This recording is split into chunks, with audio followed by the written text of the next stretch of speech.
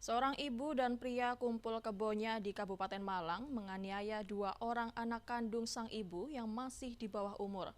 Keduanya tega menghajar korban hingga menyulut bagian tubuh sang anak dengan rokok yang masih menyala.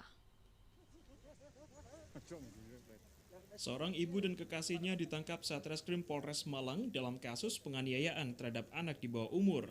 Kedua tersangka adalah ibu kandung korban RW dan kekasihnya RB, warga Singosari, Kabupaten Malang.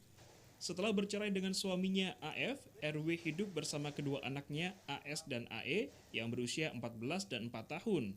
Selain mereka, tersangka RB yang menjadi kekasih RW juga tinggal dalam satu rumah.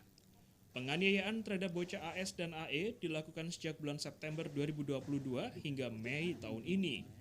Korban mengalami aniaya jika tidak memenuhi target penjualan makanan makaroni yang dijual secara berkeliling.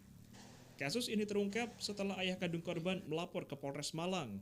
Polisi yang menindaklanjuti kemudian mengamankan kedua tersangka dan menyita barang bukti, diantaranya alat-alat yang digunakan menganiaya kedua korban. Dari hasil visum, kedua korban mengalami luka-luka bekas aniaya di beberapa sejumlah bagian tubuhnya. Berdasarkan hasil visum, yaitu untuk korban Asa mengalami luka bekas sundutan rokok di bagian telapak tangan kanan dan kiri, telapak kaki kanan dan kiri, di leher maupun di punggung luka pukulan.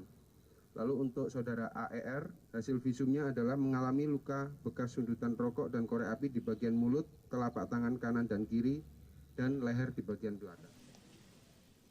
Saat ini kedua korban, AS dan AE, tinggal bersama ayah kandungnya.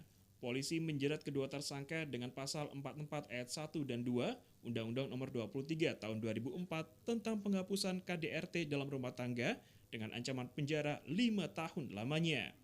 Selain itu, tersangka juga dijerat pasal 80 ayat 1 dan 2 junto pasal 76C Undang-Undang Nomor 35 Tahun 2014 dengan ancaman hukuman 10 tahun penjara.